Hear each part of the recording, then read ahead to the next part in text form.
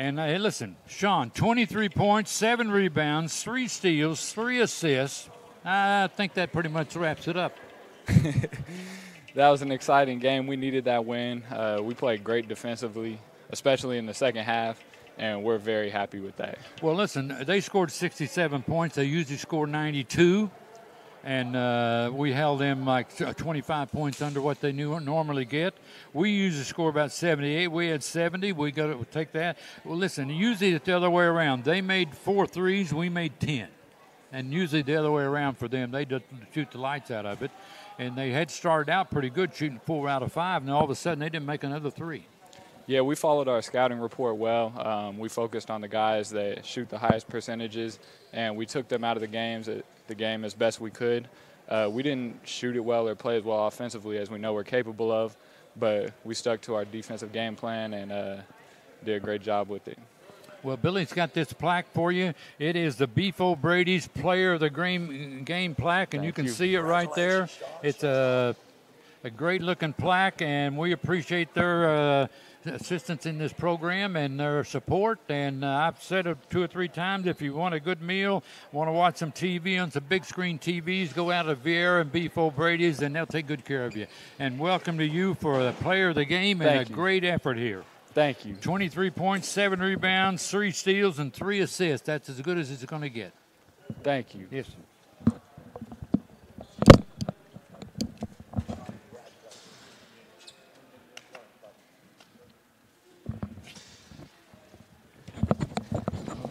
Billy, I talked about Beef O'Brady's a lot, and we're glad they sponsored this for us, and that was a great effort out of their part to sponsor that. And let me tell you, I just told Sean, they scored 92 points a game. We held them to 67. That's 25 points under what they usually get. Yeah, but Jim, you know what the real stat I want to show you?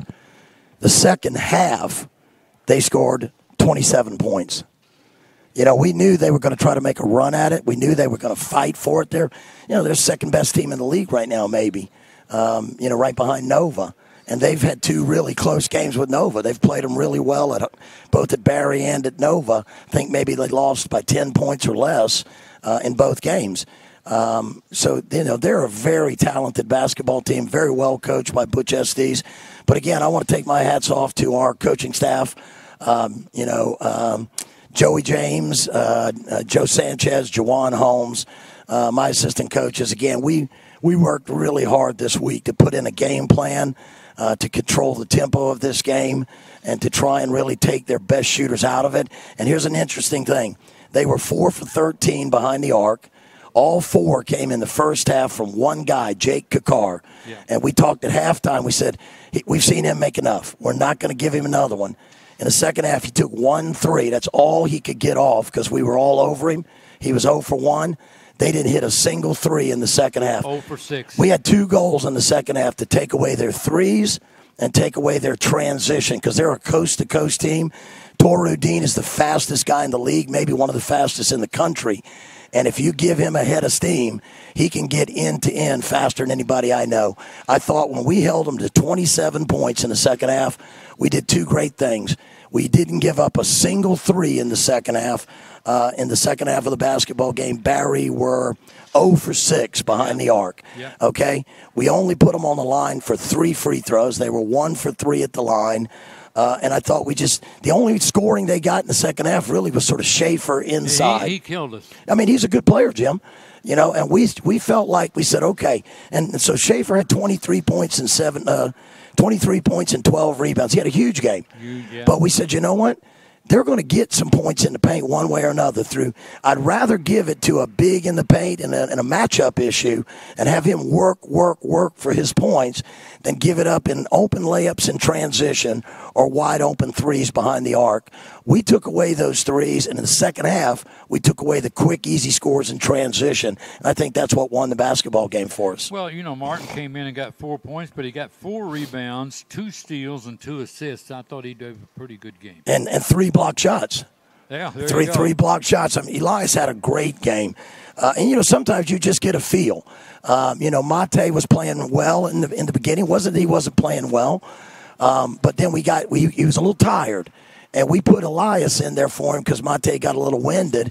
And all of a sudden, Elias just brought some great energy out there. And my gut feeling at that point said, I'm going to go with him as long as I can tonight because he was bringing defensive presence, defensive energy, blocking shots, rebounding the ball. And I also thought Josh, came off the bench and played really well. When we were going through a scoring drought, things just weren't falling. We weren't getting shots to fall. Josh hit that big three, and then he had 2 rebounds. He had a great assist when he kicked the ball, I think, to Nako for a 3. I believe it was Nako caught it and hit the 3 at the top of the key. That was off a baseline drive from Josh. And, when you can get guys like Elias and Josh coming in there and making plays, that's a good thing for you. So I thought both of those subs came off the bench and gave us good minutes tonight and helped us win the ball game. What I saw was it was 65-60 at one time. Yeah. And you went on a 10-2 run. And you know what's funny, Jim? There was a timeout around that 65-60. And I'm going to have to say this. There was a timeout around that. And when the timeout took place, we came over as a media timeout, I think, full or media. We came over to the timeout huddle. And I looked up at the scoreboard and I said, hey, here's the goal. The goal right now is that we shut them out. We get scores. We execute. We get scores. But we don't give up a score for the rest of the game. We gave up 2. 2 points. It was a 10-2 run. So you know what? For me to finish the game like that on a 10-2 run, when I challenged our guys to get stops, hey, we got everybody's phone going off now with alerts. So I hope whoever it is we're getting the alert for, I hope they're safe. But what a time to get an alert symbol right there in the post-game show. But Jim, I just thought that defensively all night long, we played with a real toughness about us. This was an outstanding win for our team tonight because Barry had just come off a good road win at Tampa. They beat Tampa at Tampa on Saturday, 73-71 with 0.6 of a second left. Schaefer caught an alley-oop lob on the inbounds play and scored the basket with 0.6 left to beat Tampa at Tampa. So, they're coming in here on a roll. They're a good basketball team. And for us, they're a high-scoring team. For us to hold them tonight to 67 points, I am so proud of the effort of our coaching staff, the effort of our players who played in the game tonight, and the effort, again, Jim, of all those guys who didn't even play in this game tonight but had 2 great days of practice preparing us. Our scout team and our bench guys who didn't play tonight, they did a great job in practice the last 2 days of mimicking Barry University, and it gave us a chance to be ready for a tough game tonight. So all in all, we did about everything you could do to come home and win a big game tonight. Well, their biggest lead was 5 points. Our biggest was 7, so this was a tough game from start to finish. And no team had more than an 8-point scoring run. But, when you look down at those some intangibles in the ball game, Jim, it's kind of interesting. Yeah. Points off turnovers. Here's a stat that I love tonight too, okay? They had 19 turnovers. Barry had 19 turnovers tonight. We had only 9. Yeah. We turned the ball over 9 times tonight while Barry had 19. That's a mark of our defense right there. Our assist-to-turnover ratio was 20-9. Wow. Barry's was 21-19. And if you look at the steals, we had 13 steals tonight. Look how we got them. 4 from Niall Harris, 3 from Sean Halp, the player of the game, 3 from Seshawn Russell, 2 from Elias Martin, 1 from Nako Ziegler, 13 steals in the game. Barry had 4. So when you look at those numbers, we had 5 blocks in the game. Barry had 2. Second chance points were about even, 15-14. The only advantage they had, they got us in fast breaks. And here's an interesting thing. I told you we held them down in the second half. We said no threes. They had 0 threes in the second half. And we said take away their transition, quick layups and transition, easy scores. The first half, it was 12-2 to Barry in transition, fast break baskets, 12-2. At the end of the game, it was 12-4. So in the second half, we had 1 fast break transition, easy basket. Barry had none. That says a lot right there. Our bench outscored their bench. Our Florida Tech bench gave us 7 points. We got 4 from Elias, 3 from Josh, while Barry's bench only contributed 4 points from Amari Haynes. So I really like how well we played tonight in a lot of aspects of the game. And if you look at, we had a big 4 tonight, but you know Sean Halp's numbers with his 23. Niall Harris had another big game for us. He's been really playing well, Jim. I can't say enough good things about it. Niall had 16 points, 5 rebounds, 5 assists, 4 steals, and only 1 turnover. Huge numbers for Niall Harris, and he was 3 for 3 at the free throw line. Nako Ziegler had 10 points, 7 rebounds, 2 assists, a steal, and a block. And Sesh Russell, 10 points, 5 assists, 1 turnover. Between Niall Harris and Sesh Russell, the 2 Leicester lads, okay, both from Leicester, England. Yep. Niall Harris and Seshawn Russell combined for 10 assists and only 2 turnovers. Yep, it was a great effort. 65-60, and I thought, well, something dramatic's got to happen. Then we went on a 10-2 run, and and let me tell you, it's not very. I bet this is the only game this year they've only made 4 threes. Well, again, I just thought we did a great job, and hats off to those guys in the second half that were out there doing a heck of a job. And number 14, Nick Anderson, is one of the best shooters in the country. 48%, and he shoots a lot of them. 48%. He leads their team in threes. I think he's made like 64 threes this year coming off the bench. Yeah. The team's leader and made 3-point field goals tonight. He was not just that he didn't make any, Jim. He was 0 for 1. But the fact that he played 10 minutes and didn't even get a good look, he didn't get a good look tonight.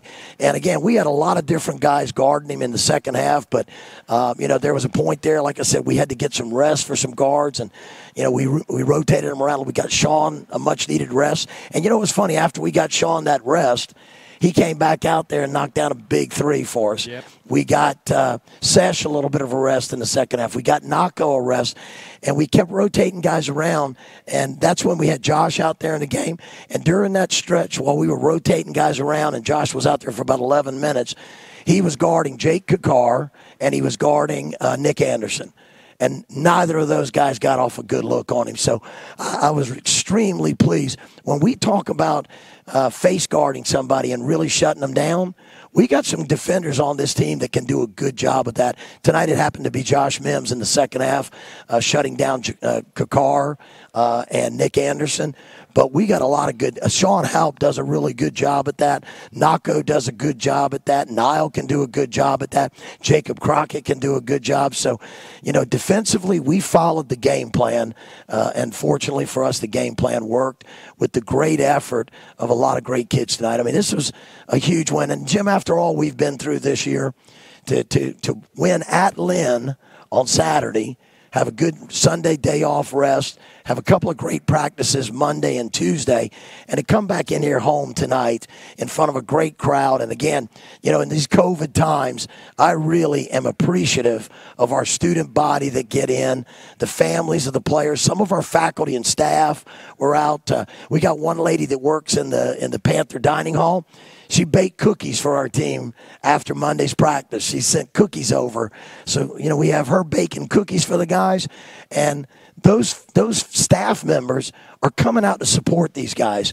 And I can't thank them enough, because our students, our faculty and staff that came out to the game tonight, and the families of our players that came out tonight, gave us tremendous fan support. And our band, we haven't had cheerleaders all year. I don't know what's going on there, but we've got no cheerleaders at the moment. But our pep band is certainly, I still believe, one of the best pep bands in all of the country in college basketball. I don't care whether you're talking Division II or Division I. Our Florida Tech pep band does an outstanding job.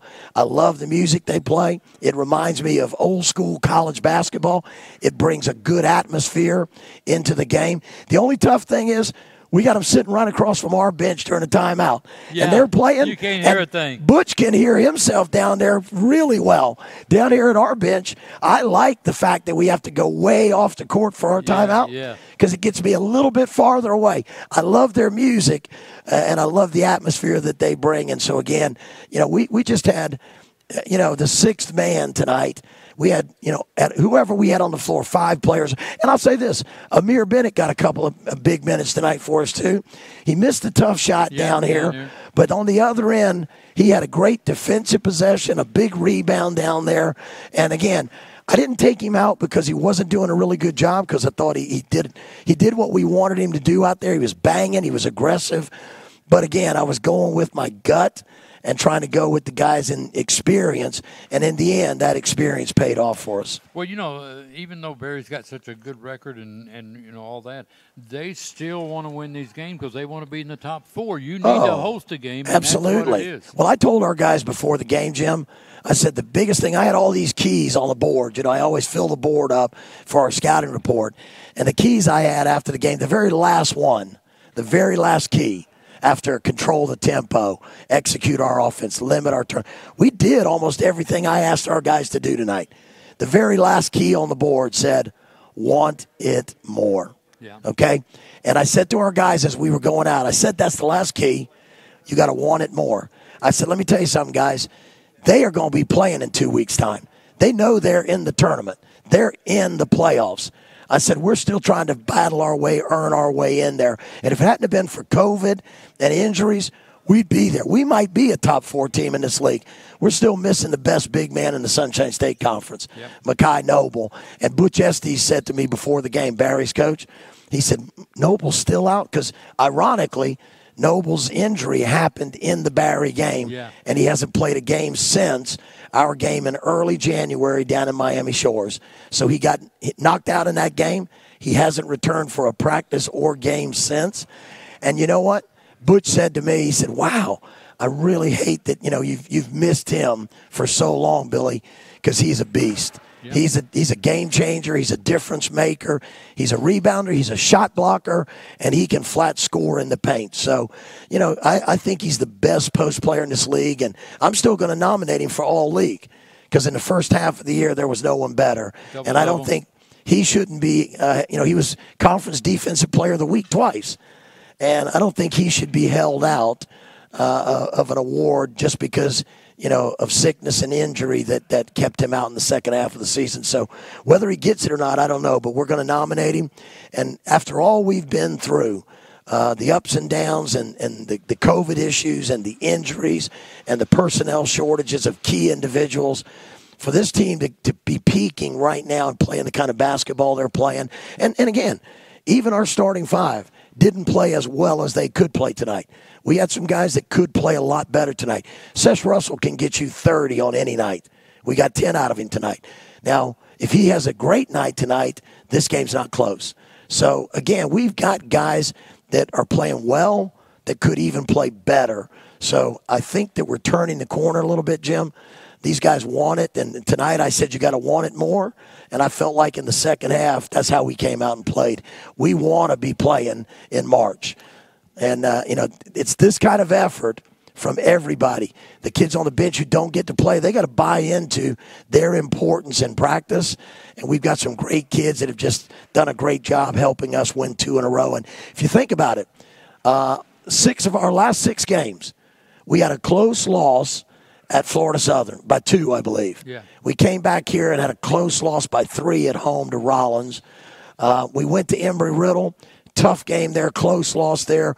Held in one of their lowest scoring outputs of the year on their home floor, and we just didn't make enough shots. We lost it by 7 or 8, 9 maybe, 70-61 I think it was. Exactly. So those 3 games, then we go to Lynn and beat Lynn. Great win for us on the road. We come home and beat a really good Barry team here tonight.